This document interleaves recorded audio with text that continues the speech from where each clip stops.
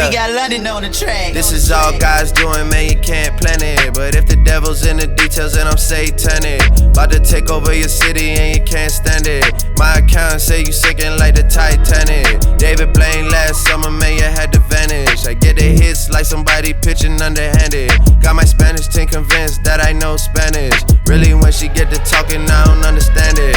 You ain't on it right away, you had to wait on niggas. Man, I'm only 29, had some patience with us. Plus, I never met nobody from my label, nigga. I just pop up with the music, then they pay a nigga. Snow event 25.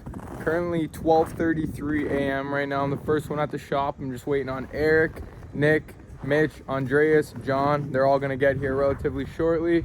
And we're gonna fire up all these tractors here behind me, make sure they're all good to go for the day, and then we're gonna go crank. Dispatch time, of course, is 2 a.m. Most operators will be here for about 1:30. We're gonna make a second pass at about 7:30 with notifications turned on, basically touch up where cars are parked, etc. Looks like the snow's completely done here. My estimate is we'll make about 2 passes in, I would say, roughly between 8 to 10 hours. We only have to make 1 full pass and then 1 touch-up pass. So I'm thinking more on the 8 to 9 hour side, but could be 10. Anyhow, it's quite crisp outside right now. My guess is around minus 17, 18 roughly. I haven't checked the weather, but I could definitely feel it. Anyways, yesterday's snow event 24 went significantly well. We had a blast of a day. I had all the machines out on the road. Everything went great. Besides Nick's tractor, he was in it, finished his route, was going to do one last dispatch before heading back to the shop, and then the transmission completely failed on him. So we had tractor 7, which is the 5115R. Make sure you check out my last video, guys. I show the tech from John Deere coming out. His name's John, actually, ironic. And he came and recalibrated the transmission and fixed it all up, and it worked for the entire shift. He was good. And then, of course, when he was on his last dispatch heading back to the shop, the machine failed on him. So we hauled that rig out to North Shore. Honestly, it's probably done for the rest of the season. We won't see that thing back for at least 2 weeks to a month by the time they get it all fixed. That was pretty much the highlight of yesterday. Besides that, it went extremely well. The breakdowns were definitely minimal yesterday. Anyhow, please, everyone stay tuned. It's going to be a great snow event. I might end up in a machine today because we have 2 guys sick. Of course, like I've told you before, with having 22 operators and close to 30 employees, it's bound to happen from time to time. But listen, guys, please stay tuned. Like I was saying, enjoy. Okay, I'm in tractor number 4, filling in for my boy Tiago. He had a family emergency, so he wasn't able to come in. I'm heading over to Central 3 right now. I've done this road plenty of times.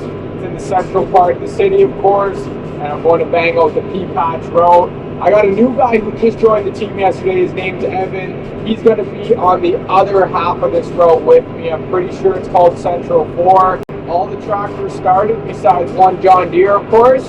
Nothing new. It was a 4R. It needed to get boosted, so we boosted it up and we're off to the races.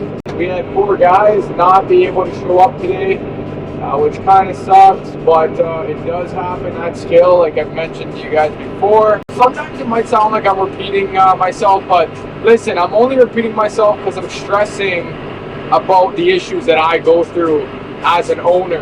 And I don't stress about them, and they aren't really big problems, but they are problems. And if you aren't prepared for them at scale, you will fucking fail, I promise you. So these are some things that you should really expect when you get to the, 1,000+ driveway mark. Like, you see the issues of my dispatch manager being sick and myself having to fill in, or 4 guys not showing up and me and my partner as the owners having to jump in the seats and go out and tackle the snow, right? Like, the bigger you get, the more backup people you're gonna want to replace these positions if shit hits the fan and you are short-handed, right? But of course, when you are starting out and you are a smaller business, like we still are, of course, you can't quite afford to have all these backups, right? So when duty calls, you hop in wherever the team needs you, you know what I mean? Whether that be the operations manager out on service call, fueling guys up, fixing parts and problems on the road,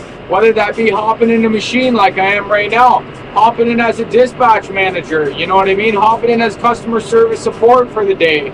Wherever you're needed, you kind of gotta go, right? Myself and my partner, I call us the MVPs of the team, you know, because you could put us anywhere and we'll play the game.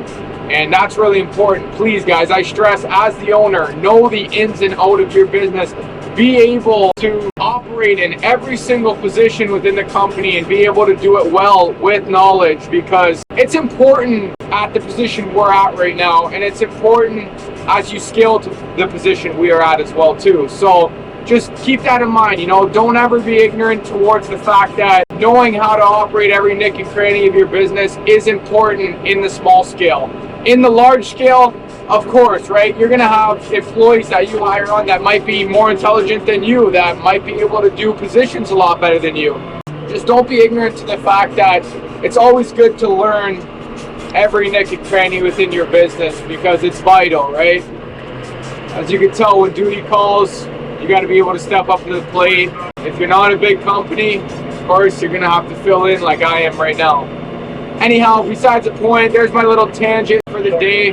I'm about to hop on Central 3 right now. I'm just around the corner. I'm gonna crank this fucking route right out. I think I'll be done in 3 hours and 20 minutes. That's my guess. So I'll time it here on the tablet, and I'll take some videos for you guys too. I know you love the snow blowing videos, so stay tuned, and we'll catch you when I'm down the road. Niggas keep reaching and dissing. Put me in a fault up position. Made me call my bros for assistance. Made me call my bros. No, I don't need love, I'm the GOAT. I just hit the beat and float. And I'm selling out arenas, but you putting on a show. I've been trying to change life around for everyone I know. Cause if I don't share the wealth, then how the fuck we supposed to grow? Mom stressed, there's a lot of things we need. Chain smoking in the house, it's hard to breathe. I used to had to hit my T's with Febreze. Jordan pull up in the TL, now I'm cheese.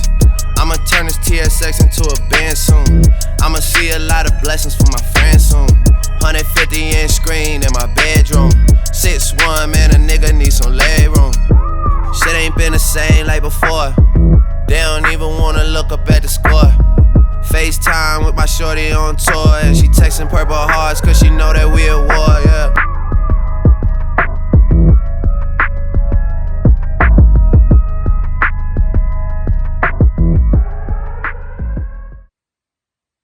So we have this Kubota L6060 inside. Right now, I'm gonna be draining the water that can be probably gelling up the diesel. That's what I think was going on, because I was able to use it for a little bit, and it was kind of dying and coming back, dying and coming back. And then I turned it off because I wanted to check the fluids and check that everything was okay. And when I tried to turn it on again, it didn't go on anymore. I found a way to put it on top of this flat deck, and I'm not taking it out of there until I know what's going on. Another thing that I'm doing right now is I connected the block heater. I'm already checking if the battery has any problems, or seems to be normal in there. 12.3 volts, 2 amps, kind of looks good. So because it doesn't really start when I try, so I thought something was bad with the starter relay. So I am already testing it. It doesn't seem to be a problem. You will see this one is good, this one is good, all is good. Just this one, which is the starter relay, doesn't seem to show anything until you switch the key, right? So it should work right now.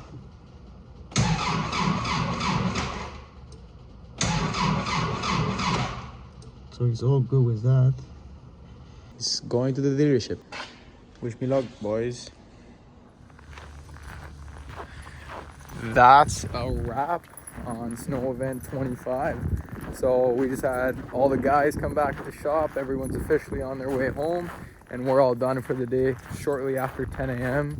And we managed to do one full pass and of course a touch-up pass, if you will. Basically we started at 2, right, and we finished at 10, so 8 hours, if you will. Quite exceptional for the most part. It wasn't 2 full passes, but we'll call it a pass and a half. anyways, very happy with the outcome of today. Breakdowns were pretty minor for the most part, but we do have 2 tractors down. We only have a total of 19 running at the moment, so we had 2 Kubotas go down today, actually. A little bit surprising.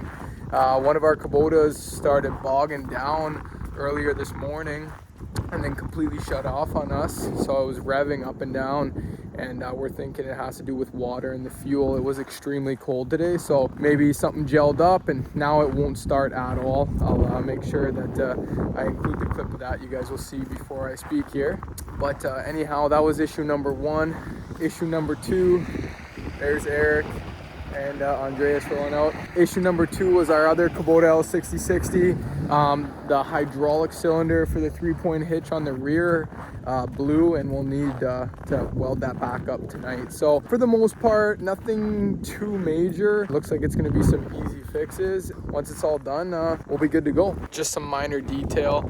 We'll be able to fix it all up and get those machines back on the road hopefully by tonight. We have our mechanic Anthony coming here from North Shore. He's going to expedite both these Kubota L6060s for us and hopefully have them back up and running tonight. Anyhow, major success once again. If you guys watched snow event 24 prior to this one, 25, you'll know that this snow event kind of tied in with 24. And I also wanted to mention that we made 3 passes in 24 hours. That's quite impressive. I mean, not too many companies doing that at all in this business model as a whole. It feels impressive for us, so I'm gonna take it and run with it. I feel accomplished, and so does the whole team. 3 passes in 24 hours. So the customers are definitely getting their quality of service. We definitely feel happy with the outcome. Anyways, guys, I really appreciate you staying tuned on episode 25. Please smash that like button, share, subscribe, turn the notifications on, and we'll catch you on 26. Thank you so much.